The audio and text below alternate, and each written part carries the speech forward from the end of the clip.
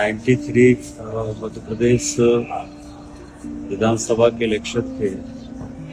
उस समय माननीय मोदी जी मध्य प्रदेश के राष्ट्रीय महामंत्री के नाते मध्य प्रदेश के प्रभारी थे और पूरे प्रदेश में लगातार उन्होंने प्रवास किया था उस समय। और उस प्रवास में हम लोगों के क्षेत्र में भी माननीय मोदी जी उस समय जब महामंत्री थे तब आए थे। माननीय स्वराज जी भी थे उस समय। माननीय मोदी जी ने जो संगठन सूत्र हम लोगों को दिया था कि संगठन में कैसे काम करना, चुनाव में जनता का विश्वास कैसे प्राप्त करना, तो सबसे हम लोगों को तब से जीवन में प्रेरणा मिली। और इसके बाद लगातार फिर मध्य प्रदेश में भारतीय जनता पार्टी का संगठन भी मजबूत हुआ और सफलता भी हम लोगों को मिली।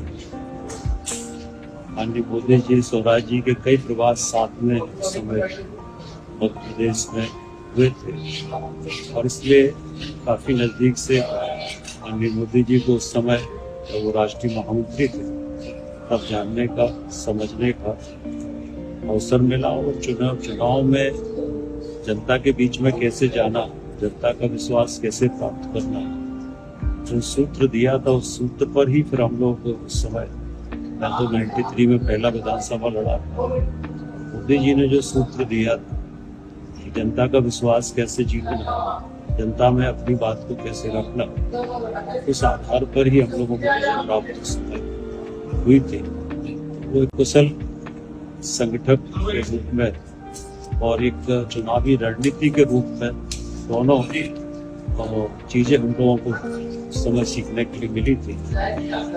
यही अनुभव उनके साथ है। जीवन में एक लंबी यात्रा जब स्वराज जी की मोदी जी के साथ हुई तो मोदी जी के व्यक्तित्व से जो चीजें हम लोगों को अनुभव में आई, स्वराज जी को जो अनुभव में आया वो उन्होंने एक किताब में उसको शब्दों में पिरोने का काम किया है। निश्चित रूप से आने वाली पीढ़ी को इसका लाभ मिलेगा कि कितने परिश्रम से ये भारतीय जनता पार्टी आज दुनिया की सबसे बड़ी पार्टी बनी। तो